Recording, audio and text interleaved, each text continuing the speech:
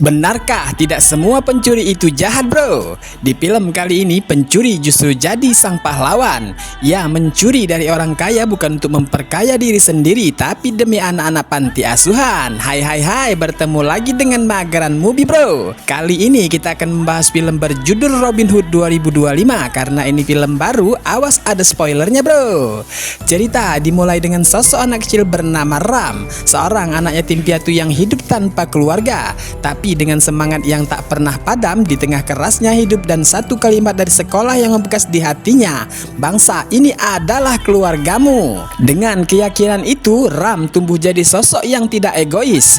Ia mulai membantu orang-orang di sekitarnya, bahkan saat dirinya sendiri tak punya apa-apa. Satu kejadian yang mengubah hidupnya adalah saat seorang kakek melihat Ram memberikan uang kepada seorang nenek tua. Padahal Ram sendiri hidup kekurangan. Uang itu pun didapat dari pemberian orang yang dompetnya ia temukan. Kakek ini terharu dan memutuskan untuk mengangkat Ram dan mengirimnya ke panti asuhan dengan semua biaya yang akan ditanggungnya. Tahun demi tahun berlalu, Ram tumbuh besar dan cerdas. Namun sebuah tragedi terjadi. Kakek yang menyokong panti asuhan jatuh sakit dan tidak bisa lagi mengirimi uang. Panti asuhan mulai kesulitan keuangan. Sementara kalaupun ada donatur yang datang, semua hanya untuk pencitraan dan popularitas. Bahkan ada saja yang menggunakan penderitaan anak-anak yatim untuk mencari uang demi mengisi perutnya sendiri, bro. Dari sinilah lahir sosok baru Bang Jago kecil berubah menjadi seorang Robin Hood. Ia mendatangi orang yang berpura-pura baik kepada anak-anak panti, membuat mereka pingsan dengan balon berisi gas berbahaya, lalu mengambil kunci rumahnya hingga menguras semua hartanya. Ia juga mendatangi rumah seorang penipu, mengungkap belangnya kepada sang istri. Sementara mereka bertengkar, Bang Jago kecil menguras isi berangkasnya. Semua uang itu digunakan untuk membantu teman-temannya di panti, memberi mereka makan dan memberikan pendidikan bagi mereka yang benar-benar ingin belajar. Sementara Bang Jago harus berjuang demi membantu kehidupan teman-temannya di panti asuhan.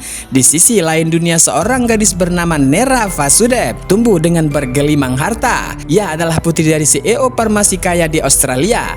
Ia punya segalanya kecuali pengakuan. Orang-orang tak pernah mengakui kemampuannya, bahkan tidak tahu namanya. Orang lebih memandang dirinya karena sang ayah yang kaya raya itu, bro. Dan ia selalu merasa berada di bawah bayang-bayang sang ayah, hingga akhirnya ia memutuskan diri untuk pergi ke India demi mengenal asal-usulnya. Ayahnya yang overprotektif sangat khawatir dengan anak gadis satu-satunya pewaris semua hartanya itu. Dan demi keselamatannya, temannya menyarankan untuk menyewa jasa keamanan dan mencarinya melalui Mbah Google. Sayangnya, perusahaan itu ternyata cuma kantor kecil di Hyderabad yang dikelola oleh Janardan Sunipeta alias Jon Snow. Dan semua itu ternyata adalah ulahnya si Abang Jago, bro. Ya, sengaja menyuruh temannya untuk membajak pencarian itu dan mengarahkannya ke sana, di mana sebelumnya Bang Jago datang dan melamar pekerjaan di sana. Singkat cerita, si gadis cantik kemudian pergi ke sebuah pulau bernama Rudrakonda, tempat sang kakek tinggal. Pemandangan di pulau itu sangat luar biasa, namun sebelum tiba di tujuan, mereka melihat pemandangan yang menyedihkan.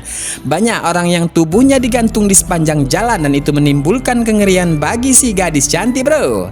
Tempat itu kini benar-benar berbahaya karena seorang mafia narkoboy bernama Suami ingin menjadikan tanah di pulau itu sebagai ladang ganja. Saat orang-orang Suami menyakiti kakek dan menebar teror, Nera dan Bang Jago berusaha memotivasi warga desa untuk melawan. Tapi warga malah ketakutan. Mereka sudah terlalu lama di bawah tekanan Suami, hingga akhirnya Bang Jago muncul dengan ide liciknya.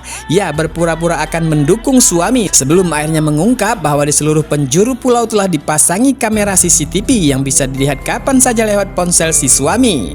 Tapi di saat yang sama, ia juga meretas ponsel itu untuk menemukan barang bukti guna menjebaknya. Namun siapa sangka Suami tak sebodoh itu, bro. Ia dan menteri jahat sengaja mentransfer uang yang kemudian uang itu dilacak kemana alurnya. Dan akhirnya mereka mengetahui bahwa uang-uang itu dikirim ke sejumlah panti asuhan, termasuk panti asuhannya Bang Jago. Suami langsung mengarahkan anak-anak buahnya untuk menyerang panti asuhan dan memaksa Bang Jago datang jika ia ingin anak-anak di panti asuhan itu selamat. Mereka juga menyerang rumah kakek si cantik dan menawan si kakek. Mereka juga membius Bang Jago dengan memaksanya menghirup asap ganja. Namun alih-alih bisa menghabisi Bang Jago, narkoba itu justru membuatnya tak merasakan sakit apa-apa. Hingga akhirnya Bang Jago berhasil bangkit dengan penuh amarah dan menghajar mereka semua, meski dalam keadaan teler bro. Dan tak lama setelahnya ia datang menemui suami. Ia juga telah menghasut seluruh anak buahnya dan membuat mereka pergi meninggalkannya seorang diri. Sementara di tempat terpisah, Bang Jago memasang perangkap untuk polisi elit bernama Victor Vargas yang terobsesi menangkap Robin Hood. Bang Jago meretas sistem keuangan suami dan membuat aliran dana kepadanya seolah-olah dialah si Robin Hood yang asli. Dan akhirnya berkat bantuan temannya seorang hacker, Bang Jago berhasil membuat si polisi datang menangkap suami bro.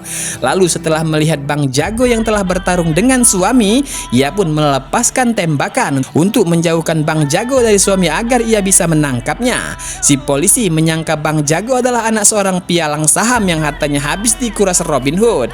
Dan Bang Jago lah orang yang pertama kali melaporkan aksi itu ke polisi bro. Dan sejak itu dia bertekad untuk menangkap orang yang telah mencuri uang ayahnya. Padahal semua itu hanyalah akal-akalan Bang Jago. Itu adalah bagian dari strateginya agar bisa keluar dari masalah dan terhindar dari tangan hukum. Wadidaw, emang cerdas Bang Jago ini bro.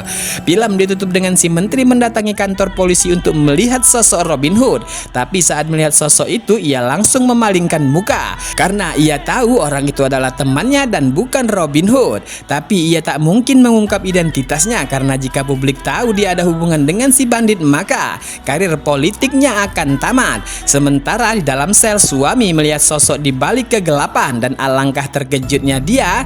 Ternyata sosok itu adalah David Bay, gembong narkoba internasional yang mengincarnya karena gagal memenuhi janjinya mengirim ganja bro. Wadidaw, gimana, seru gak filmnya bro? Terima kasih sudah menonton ya. Jangan lupa like, komen, dan subscribe dan saksikan terus film-film keren hanya di sini. Dimana lagi kalau bukan di Mageran Movie bro.